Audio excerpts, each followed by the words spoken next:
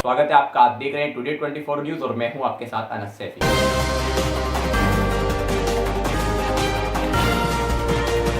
Corona के समय भारत से मिली मदद के लिए अमेरिका ने आभार जताया है। अमेरिकी विदेश मंत्री एंटी ब्लिंकेन ने शुक्रवार को कहा कि कोविड-19 के शुरुआती दौर में भारत ने जिस तरह अमेरिका का साथ दिया है उसे हम कभी नहीं भूल सकते। ब्लिंकेन ने यह बात अमेरिका दौरे पर गए भारत के विदेश मंत्री एस जयशंकर से मुलाकात के दौरान कही।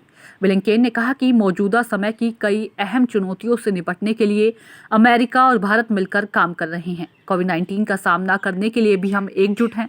साथ ही कहा कि दोनों देशों की पार्टनरशिप मजबूत है और हमें लगता है कि इसके अच्छे नतीजे मिल रहे हैं। उधर जयशंकर ने भी कोरोना से लड़ाई के मुश्किल वक्त में अमेरिका से मिली मदद और एकजुटता के लिए जो बाइडेन प्रशासन का आभार जताया है।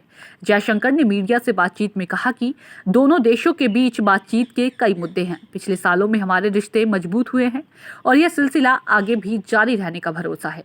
जयशंकर ने कहा कि ब्लिंकेन से मुलाकात में कोरोना वैक्सीन पर चर्चा सबसे अहम रही। हम अमेरिका की मदद से भारत में वैक्सीन प्रोडक्शन बढ़ाने की कोशिश की जा रही है। जयशंकर ने सोशल मीडिया पर भी ब्लिंकेन से मुलाकात की जानकारी दी है। उन्होंने कहा कि इस मीटिंग में Indo Pacific, quad, Afghanistan, Myanmar, UNSC से जुड़े मामलों और दूसरे अंतर्राष्ट्रीय संस्थानों को लेकर चर्चा हुई। साथ ही भारत अमेरिका की वैक्सीन पार्टनरशिप पर भी फोकस रहा ताकि वैक्सीन सप्लाई सुनिश्चित हो सके। ब्लिंकेन से मुलाकात से पहले जयशंकर ने शुक्रवार को ही अमेरिका राष्ट्रीय सुरक्षा सलाहकार जैक सुलिवान और डिफेंस सेक्रेटरी लॉयड ऑस्टिन से भी मुलाकात की थी। ऑस्टिन और जयशंकर के बीच लंबी बातचीत हुई। इस दौरान दक्षिण एशिया और खासतौर पर अफगानिस्तान के मुद्दे पर फोकस रहा। हिंद और प्रशांत महासागर में चीन की बढ़ती गतिविधियों पर भी विस्तार से बातचीत हुई। जनवरी में जो बाइडेन के राष्ट्रपति बनने के बाद भारत के किसी कैबिनेट मंत्री का यह पहला अमेरिका दौरा है। यह दौरा इस लिहाज से भी अहम है कि चीन हिंद और प्रशांत महासागर में अपनी सैन्य ताकत बढ़ा रहा है। जयशंकर और ऑस्टिन की मुलाकात के एक दिन पहले यानी गुरुवार को ही चीनी डिफेंस मिनिस्ट्री ने हिंद और प्रशांत महासागर में किसी बाहरी के ताकत के दखल को रोकने की मांग की थी। इसमें सीधे तौर पर अमेरिका का नाम लिया गया था।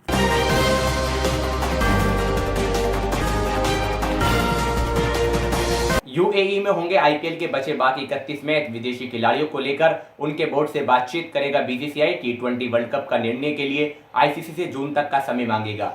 भारतीय क्रिकेट कंट्रोल बोर्ड बीसीसीआई ने आज हुई स्पेशल जनरल मीटिंग एसजीएम में आईपीएल 2021 के बचे हुए 31 मैचों को यूएई में कराने के फैसले पर मोहर लगा दी है। बोर्ड के उपाध्यक्ष राजीव शुक्ला और सचिव जय शाह ने इसकी पुष्टि की। बोर्ड ने कहा कि इसके लिए सितंबर-अक्टूबर विंडो को ही ध्यान में रखा गया है। यूएई भी अपने 3 ग्राउंड अबू धाबी, शारजाह और दुबई में आईपीएल के मैच कराने को लेकर खुश है। भास्कर आईपीएल 2021 सीजन के सस्पेंड होने के बाद से कहता आ रहा है कि बीसीसीआई सितंबर में आईपीएल के बाकी मैच करा सकता है। मीटिंग में इस बात पर भी फैसला लिया गया है कि आने वाले दिनों बोर्ड विदेशी खिलाड़ियों को लेकर दूसरे देशों के बोर्ड से भी बातचीत करेगा। इंग्लिश बोर्ड ने पहले ही खिलाड़ियों के ऊपर पाबंदी लगा रखी है। टी20 वर्ल्ड कप को लेकर 1 जून को इंटरनेशनल क्रिकेट काउंसिल की मीटिंग होनी है। बीसीसीआई वर्ल्ड कप को होस्ट करने को लेकर फैसला लेने के लिए मीटिंग में जून तक का समय मांगेगा। बोर्ड वर्ल्ड कप को लेकर कोई भी फैसला लेने से पहले भारत में कोविड-19 की स्थिति की समीक्षा भी करेगा। कोरोना की वजह से आईपीएल सस्पेंड होने के बाद से भारत पर टी20 वर्ल्ड कप की मेजबानी को लेकर तलवार लटक रही है। आईसीसी ने बैकअप के तौर पर यूएई को भी ऑप्शन में रखा है। ऐसे में बोर्ड जून तक का समय लेकर विचार कर सकता है कि कोरोना से हालात बिगड़े तो आईपीएल के साथ साथ वर्ल्ड कप की मेजबानी भी यूएई को ही दे दी जाएगी। यूएई में दुबई, शारजाह और अबू धाबी में 3 इंटरनेशनल क्रिकेट स्टेडियम है। वर्ल्ड कप भी यूएई में कराए जाने की स्थिति में आईपीएल के सभी नॉकआउट मैच और फाइनल एक ही मैदान में कराए जा सकते हैं। ऐसे में एक स्टेडियम को छोड़कर बाकी 2 स्टेडियम करीब 15 दिन पहले आईसीसी के सुपुर्द किए जा सकते हैं। इससे आईसीसी टी20 वर्ल्ड कप की तैयारी भी शुरू कर सकेगा। वहीं 9 या 10 को आईपीएल फाइनल होने से आईसीसी को तीसरा ग्राउंड भी करीब 1 हफ्ते पहले सौंपा जा सकता है। बोर्ड को टी20 वर्ल्ड कप के लिए रेवेन्यू भी जनरेट करना है। हाल ही में बीसीसीआई और सरकार के बीच वर्ल्ड कप के लिए टैक्स में छूट देने की मांग भी उठी थी। हालांकि सरकार ने अभी तक इसको लेकर कोई फैसला नहीं लिया है। अगर केंद्र सरकार टैक्स में 10% की भी छूट देती है तो बोर्ड को करीब 226 करोड़ रुपए चुकाने होंगे। वहीं कोई भी छूट नहीं देने की स्थिति में BCCI को वर्ल्ड कप कराने के लिए 906 करोड़ रुपए देने होंगे। बोर्ड इसमें छूट देने को लेकर केंद्र सरकार से बात कर रहा है।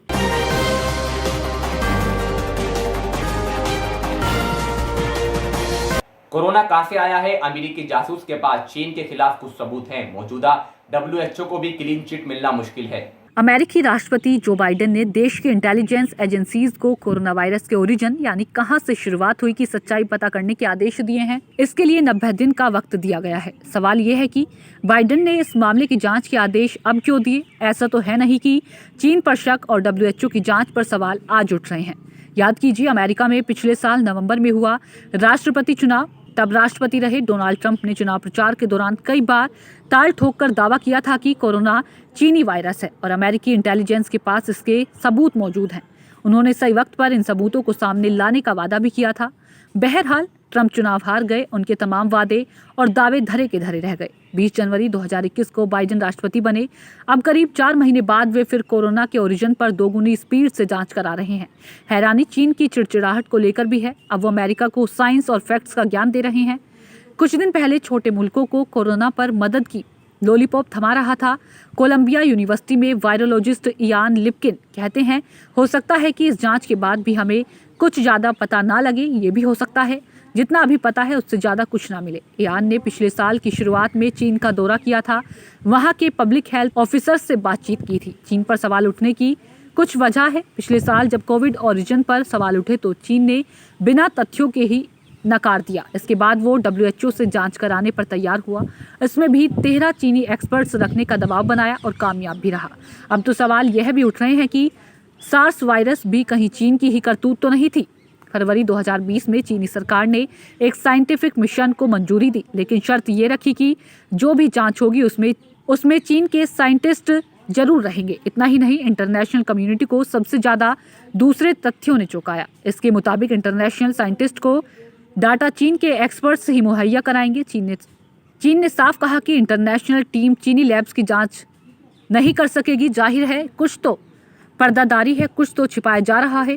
चीन की लैब्स के बारे में पहले भी खबरें आती रही है। साल दर साल इन लैब्स में दुर्घटनाएं होती रही हैं। 2004 में बीजिंग के नेशनल इंस्टीट्यूट ऑफ वायरोलॉजी का एक वैज्ञानिक गंभीर रूप से इन्फेक्टेड हुआ था। इससे दूसरे लोग भी संक्रमित हुए और साइंटिस्ट की मां ने तो जान गंवा दी। माना जाता है कि यह सार्स वायरस था।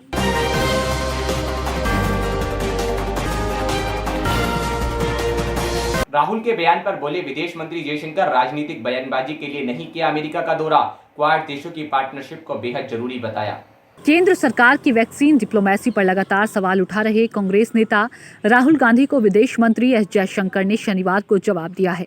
अमेरिका दौरे पर गए विदेश मंत्री से जब पूछा गया कि राहुल गांधी केंद्र की पॉलिसी पर लगातार सवाल उठा रहे हैं, सोशल मीडिया पर पोस्ट कर रहे हैं, तो जयशंकर ने कहा कि हम यहाँ अमेरिका के दौरे पर बात करने के लिए इकट्ठा हुए हैं। हमें यहाँ गंभीर बातें करनी चाहिए, ना कि राजनीतिक बयानबाजी। जयशंकर ने क्वाड देशों के ग्रुप पर भी महत्वपूर्ण बयान दिया। उन्होंने कहा कि क्वाड्रिलेटरल सिक्योरिटी डायलॉग से भारत, अमेरिका, जापान और ऑस्ट्रेलिया के संबंधों को नई दिशा मिली है।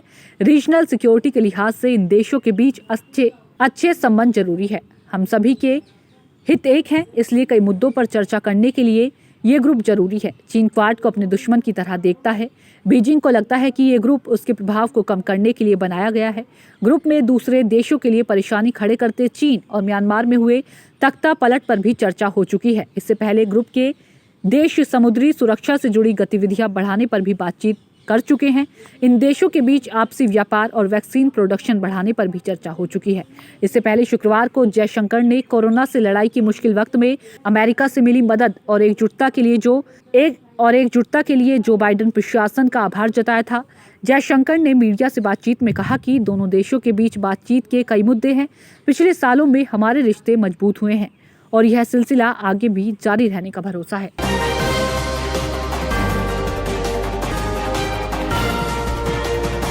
कोरोना पर IIT दिल्ली की बड़ी चेतावनी। दिल्ली में तीसरी लहर और भी खतरनाक होने की आशंका। रोजाना 45,000 केस और 9,000 बच्चों को हॉस्पिटल की जरूरत पड़ सकती है। केंद्र सरकार की वैक्सीन डिप्लोमेसी पर लगातार सवाल उठा रहे कांग्रेस नेता राहुल गांधी को विदेश मंत्री एस जयशंकर ने शनिवार को जवाब दिया है। अमेरिका दौरे पर गए विदेश मंत्री से जब पूछा गया कि राहुल गांधी केंद्र की पॉलिसी पर लगातार सवाल उठा रहे हैं, सोशल मीडिया पर पोस्ट कर रहे हैं, तो जयशंकर ने कहा कि हम यहाँ अमेरिका के दौरे पर बात करने के लिए इकट्ठा हुए हैं। हमें यहाँ गंभीर बातें करनी चाहिए, ना कि राजनीतिक बयानबाजी। जयशंकर ने क्वाड देशों के ग्रुप पर भी महत्वपूर्ण बयान दिया। उन्होंने कहा कि क्वाड्रिलेटरल सिक्योरिटी डायलॉग से भारत, अमेरिका, जापान और ऑस्ट्रेलिया के संबंधों को नई दिशा मिली है। रीजनल सिक्योरिटी के लिहाज से इन देशों के बीच अच्छे संबंध जरूरी है। हम सभी के हित एक हैं, इसलिए कई मुद्दों पर चर्चा करने के लिए ये ग्रुप जरूरी है। चीन क्वाड को अपने दुश्मन की तरह देखता है। बीजिंग को लगता है कि ये ग्रुप उसके प्रभाव को कम करने के लिए बनाया गया है। ग्रुप में दूसरे देशों के लिए परेशानी खड़े करते चीन और म्यांमार में हुए तख्ता पलट पर भी चर्चा हो चुकी है। इससे पहले ग्रुप के देश समुद्री सुरक्षा से जुड़ी गतिविधियां बढ़ाने पर भी बातचीत कर चुके हैं। इन देशों के बीच आपसी व्यापार और वैक्सीन प्रोडक्शन बढ़ाने पर भी चर्चा हो चुकी है। इससे पहले शुक्रवार को जयशंकर ने कोरोना से लड़ाई की मुश्किल वक्त में अमेरिका से मिली मदद और एकजुटता के लिए जो बाइडेन प्रशासन का आभार जताया था। जयशंकर ने मीडिया से बातचीत में कहा कि दोनों देशों के बीच बातचीत के कई मुद्दे हैं। पिछले सालों में हमारे रिश्ते मजबूत हुए हैं और यह सिलसिला आगे भी जारी रहने का भरोसा है।